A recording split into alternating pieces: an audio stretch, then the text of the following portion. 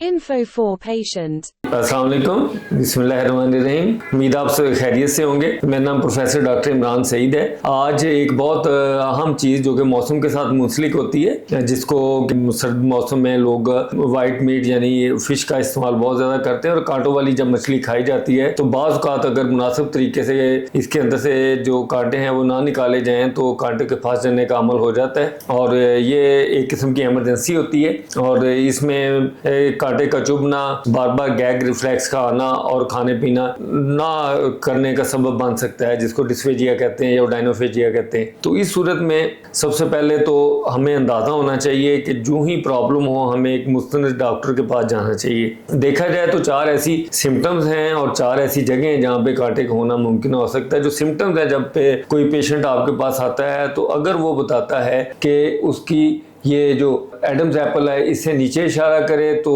Probability यानी होने के इम्कानात ज़्यादा हैं, और अगर इससे ऊपर इशारा करे तो इम्कानात कम हो जाते हैं। इसी तरह अगर पेशेंट एक साइड की तरफ सेंटर में इशारा करे तो इम्कानात कम है, अगर राइट या लेफ्ट इशारा करे तो इम्कानात ज़्यादा होते हैं। इसी तरह अगर पेशेंट है उसके साथ ड्रूलिंग यानी वो उसके सलाइवा भी ज़्यादा प्रोड्यूस हो रहा है तो ज़्यादा इम्कानात हैं कि उसके कांटे के होने के इम्कानात ज़्यादा होते हैं। चौथी चीज़, अगर मरीज़ के सिम्टम्स यानी उसके दर्द और चुभन में मुसलसल इजाफा हो रहा तो ज़्यादा इम्कानात हैं कि कांटा हो सकता है। अब जब हम बहसीत मौलवी देखते हैं तो 4 ऐसी जगह होती हैं जहाँ से वो कांटा चुभ सकता है। एक तो तालू होता है, तालू में फंस सकता है। दूसरा टॉन्सल्स में राइट या लेफ्ट साइड पे। तीसरी चीज़ बेस ऑफ टंग होता है और चौथी चीज़ होती है वेलिकुलार, जो कि बेस ऑफ टंग और एपिग्लॉटिस के दरमियान एक जगह होती है जहाँ पे, और हाइपोफेरिक्स में। तो इन 4 जगहों पे जो पहली 2 जगह हैं वो तो मुंह खुलवाने और टंग डिप्रेसर यूज करने से हमें पता चल सकता है, और जो बाकी 2 जगह हमें इनडायरेक्ट लेंगोस्कोपी यानी एक मिरर के साथ एग्जामिनेशन से मुनासिब तरीके पे पता चल सकता है। जो ऊपर वाले